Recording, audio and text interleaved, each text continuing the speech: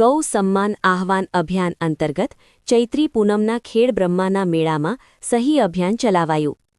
ગૌ સેવા આહવાન અભિયાન અંતર્ગત ચૈત્રી પૂનમના મેળામાં લોકોમાં જાગૃતિ આવે અને આગામી 27 એપ્રિલ 2026ના રોજ તાલુકા જિલ્લા અને ઉચ્ચ કક્ષાએ અધિકારીઓને આવેદનપત્ર આપવા માટે સહી ઝુંબેશ ચલાવાઈ હતી।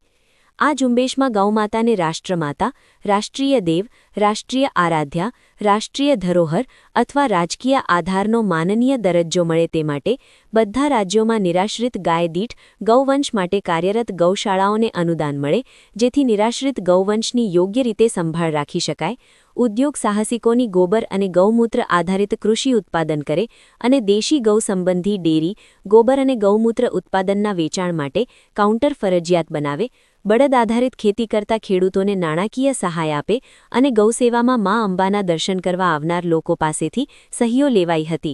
ભારત દેશમાં ગાયોનું રક્ષણ કરવા માટે ગૌપ્રેમીઓ દ્વારા સતત અભિયાન ચલાવાઈ રહ્યું છે। કહેવાય છે કે ગૌમાતાના શરીરમાં 33 કોટી દેવી દેવતાઓની સાત્વિક શક્તિ રહેલી છે। ગૌમાતાનું દૂધ, દહીં, ઘી સાથે આહારની સાથે સાથે દિવ્ય ઔષધિ પણ છે। ગોબર અને ગૌમુખ દિવ્ય ઔષધિની સાથે સાથે વિષમુક્ત ખેતીનો મૂળ પાયો છે। ભારતીય સંસ્કૃતિ, પરંપરા, સંસ્કાર અને જીવનશૈલી ગૌમાતા વિના અકલ્પનીય છે।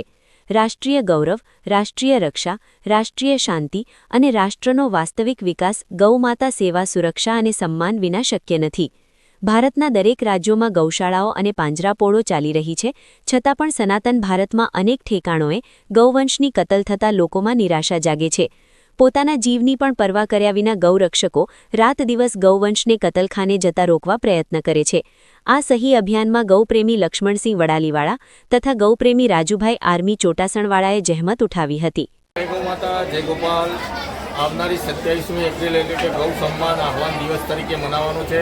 સંપૂર્ણ ભારતમાં 504 પ્રાંત કચેરીએ આવેદનપત્ર આપીને ગૌમાતાની સુરક્ષા અને ગૌમાતાને ગૌ મંત્રાલયની સ્થાપના કેન્દ્ર સરકાર દ્વારા કરવામાં આવી, એ અનુસંધાને અમે આજે ખેડબ્રહ્મા માતાજી મંદિરની અંદર સહી અભિયાન ચલાવ્યું છે। એમાં ખૂબ એવા લોકોને એમાં સહકાર મળે છે કે ગૌમાતાને રાષ્ટ્રમાતા તરીકે જાહેર થાય અને સર્વોચ્ચ પદ પર ગૌમાતા બિરાજમાન થાય એવી અભિલાષા સાથે દરેક હિન્દુ ધર્મપ્રેમી, સનાતન ધર્મપ્રેમી જનતાને આહવાન કરીએ છીએ કે આવનારી 27મી એપ્રિલના દિવસે દરેક તાલુકાની પ્રાંત કચેરી જઈ પ્રાર્થના પત્રમાં સહભાગી બને। જય ગૌમાતા, જય ગોપાલ।